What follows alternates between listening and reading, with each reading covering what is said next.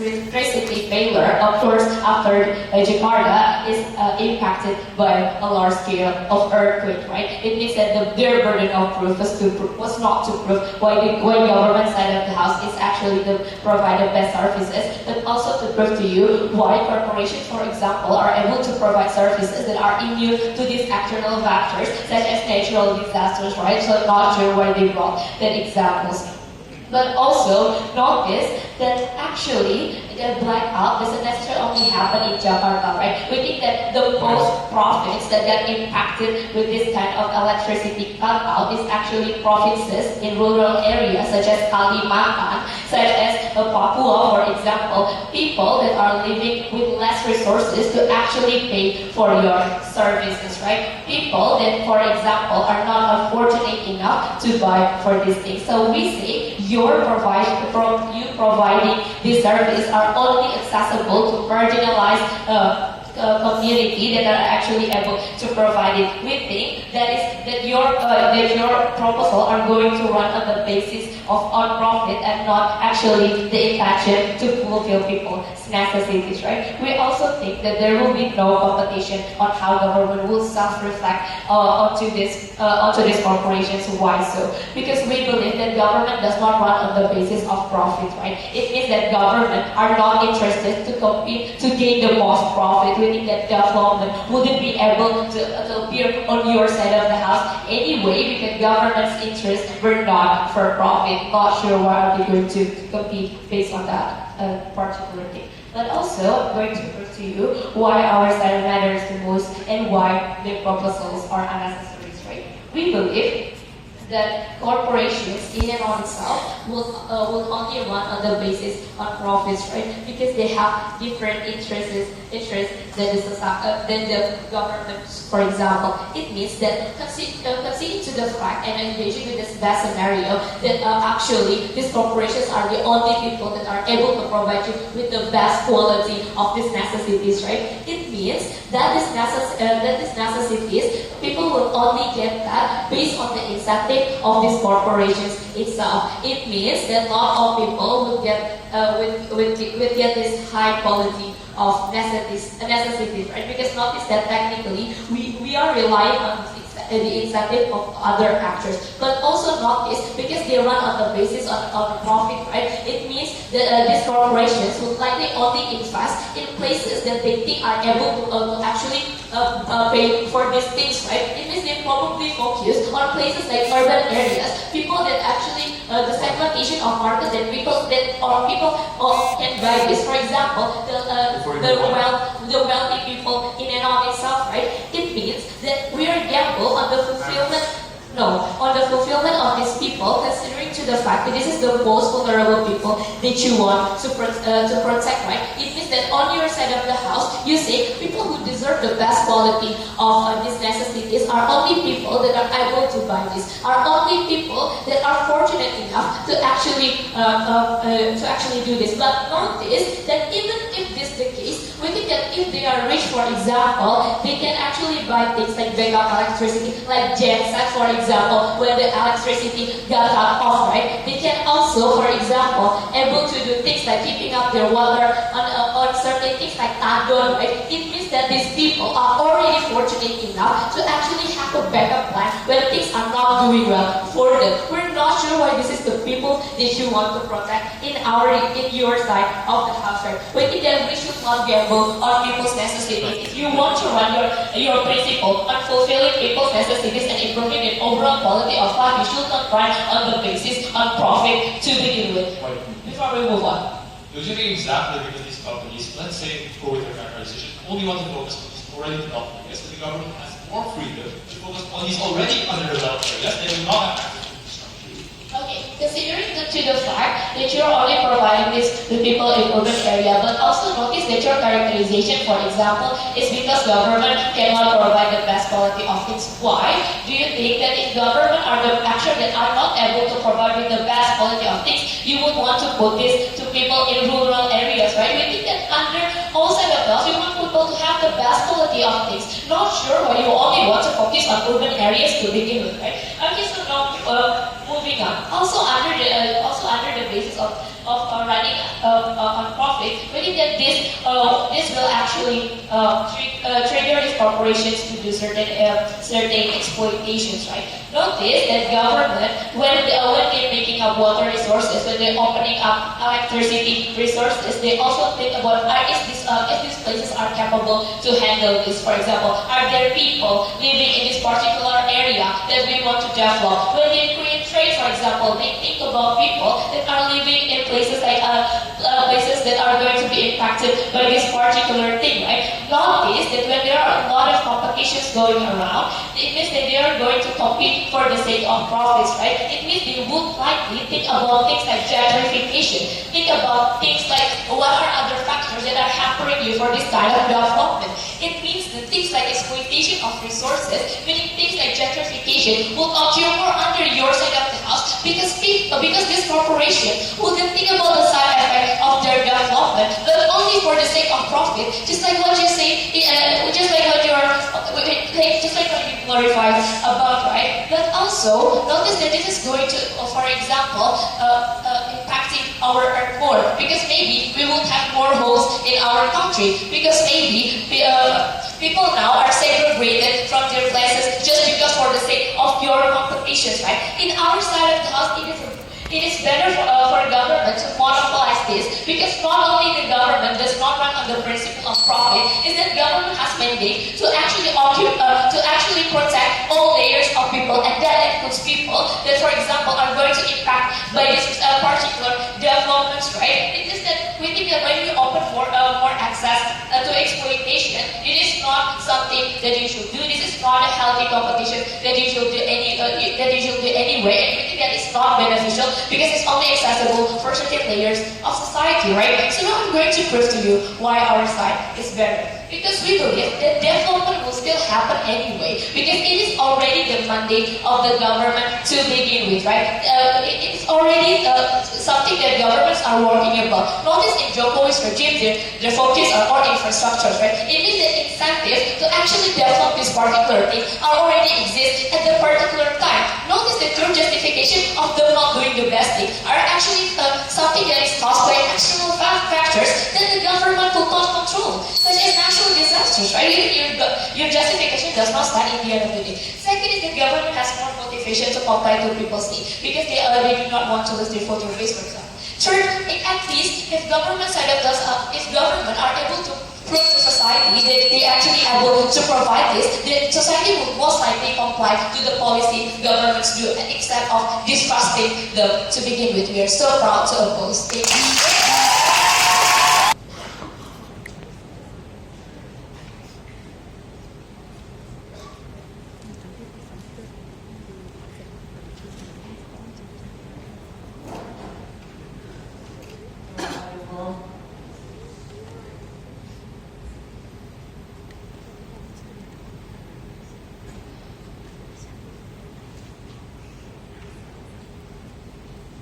Ladies and gentlemen, we think that the most important thing in the current status quo is that when the governments fail, which side will provide more benefits towards the citizens' rights? In a scenario in which governments do not able to fulfill the demands of the citizens, which side will fulfill the betterment of the people more? Two things that I'd like to talk about in this speech. First of all, I'm going to talk about whether or not it is okay for the government to abolish the monopoly of the essential needs on train company electricity and so on, but secondly, which will fulfill the demands more for the citizens and which proposal will be more effective. Notice the second clash is more important because we think that the realization of what's going to happen and what's going to be felt by the citizens happens more because the justification on, well, these governments are mandated to begin with and so on and so forth only relies on the campaign or probably the promises in itself, never proven, right? But then, look, firstly, I'm going to talk about the clash, which is more important, which side will fulfill the demands of the citizens more, right? Basically, they talk about the idea how it's bad to rely on private companies. We have three responses to this. Number one, we think that we don't rely solely on private companies, right? We also have government companies to begin with. We told you this is a form of check and balances because when there's error, at least in government, when there's error in government company, people can actually opt into private companies in terms of water. For example, when the water doesn't have a really good quality, when the quality is very bad, they can actually buy water from private companies, for example. But number two, we think that it's going to be worse under their side because once there's error, people will do lots of backlash, for example. People will do protests if the government cannot fulfill the demands because they will think, I already paid tax. Why don't the government fulfill my demands, for example? It's harmful because at the end of the day, under their side, people might lose trust and not going to choose the incumbent president who do not fulfill their interests. But at least, the comparative under our side of the house, if there's error, the government can have a backup plan through these private companies, for example. This is the case for the blackout, for example. Well, we can see it happens because of the it happens because of the earthquake, right? And error. It only exists because we only have one electricity headquarters. But at least, under our side of the house, when there's private electricity company, government can rely first on the private companies to get solar supplies, for example, to generate more electricity. They can get supply from international private companies so that for the time being, they can actually get the lights on with the solar supply that they get from private companies. So, we think that it's important because if you rely solely on one company, which is the government company, you cannot get supply from another company, right? We think that it's important because we talk about essential needs that people need 24/7. If you do not have the lights on, you cannot work, you cannot study, and so on and so forth. At least for the time being, we can put the lights on, ladies and gentlemen. But then they also talk about the idea how most likely private companies will tap into urban areas already. We think that this is important to notice because we think that it's okay if the private companies tap into urban areas. They never prove it to you what's the negative connotation about it. Because we think under our side of the house, when the private companies will handle urban areas, we already told you on and on. When the urban areas are handled by the government, with the private companies, government company can actually focus more on remote areas. They can have less, it will be more effective because they are helped with these private companies because they will think, oh, this urban area has already been catered by the private companies, so therefore now it's time for me to actually focus to Kalimantan. It will be effective because there will be less money to produce, right? The government will be more effective. But then they talk about the idea how private companies do not have the capability to create good infrastructure. Well, this is a contradiction, right? Because if they say the private companies want to tap into urban areas, of course these private companies do have a good infrastructure or the capability to do so. Because we think that they are good, right? Because most likely these private companies are internationally acclaimed, for example. They have the more research and development that will create more quality of essential needs.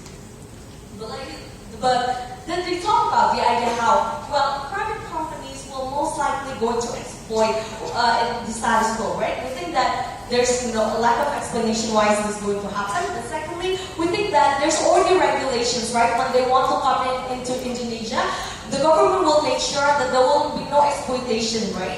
These private companies will run in a legal way. We think that this is likely because private companies do want to maintain their image, right? So that they will have more consumers. If they have bad image, they constantly break the environment. Of course, people are not likely to buy it because basically they don't want a bad company. But we think that thirdly, if it's on the worst case scenario, we have the status quo mechanism that can criminalize these private companies who do exploitation. But then they also talk about the idea how private companies do. Moving on. Let's talk about the very best case scenario on their side, right? The best case scenario in which the monopoly done with the government and it actually goes really well. We think that it's still bad habits. Why? Because firstly, people have less choice to decide based on what they want. Why? Because under their side of the house, trains are just only going to be KAI, for example, and people stuck with it. With the same speed and the same model. When some people who use train probably might need a more faster train, for example. And at least under our side of the house, when you want to commute faster, you have the choice to opt into private train company that provide you a different type of train. Because most likely private companies have the incentive to create market segmentation. They will tap into a different market. They will tap into university students, for example, who needs to commute faster because by making a more faster and comfortable trains, right? This is what happens in Japan. Even though there's already Japan Railway exists, private companies also make Tokyo Metro, for example, for people to commute faster because they cannot rely on the government trains. Because comparatively under their side, government will only have the incentive to make a train with an average speed that can cater to the vast majority of people. This is harmful because people have less choice, right? When they want to commute faster, they can only rely on that. When you know that probably you need some mobility to do it faster. But secondly, even under this scenario, it's still bad. Why? Because we told you when there's a mismatch or there's an error under their side, the government will have less incentive to actually improve because they will think, well, people will rely on you, right? Or at best, this government will actually postpone to actually improve if there's error because they will think, well, no one is going to protest on me because they do not have any other choice to begin with, right? If the electricity is shutting down, well, these people do not have any other choice, so therefore, it's okay for me to actually postpone this improvement to begin with. We think that because people rely on it, government will most likely exploit it. But we think that on terms of justification, we think that it's justified because government has failed and therefore most likely we need to actually abolish this monopoly sphere. We're very proud to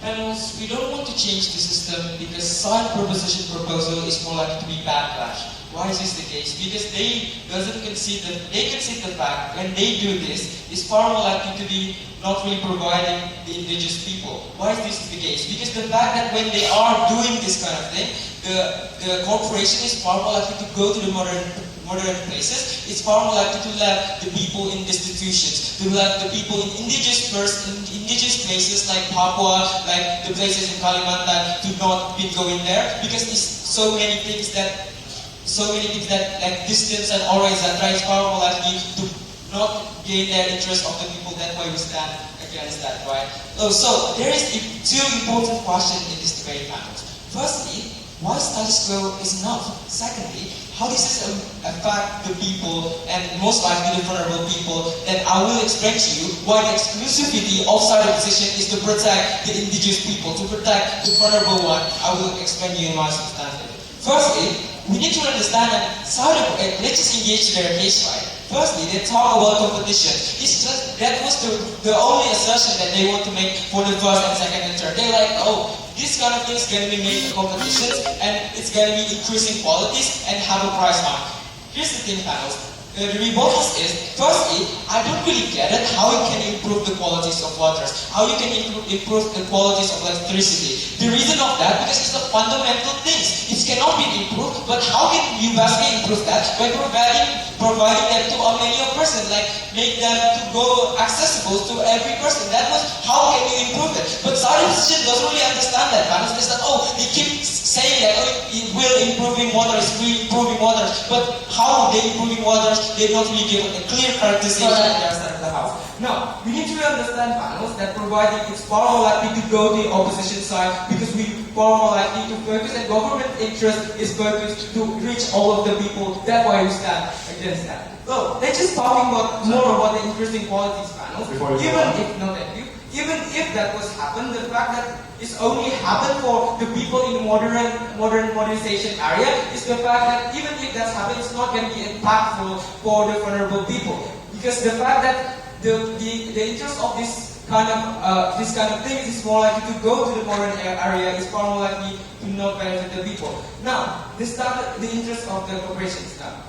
We need to understand, panels, that in this indigenous village, they will have enough profits.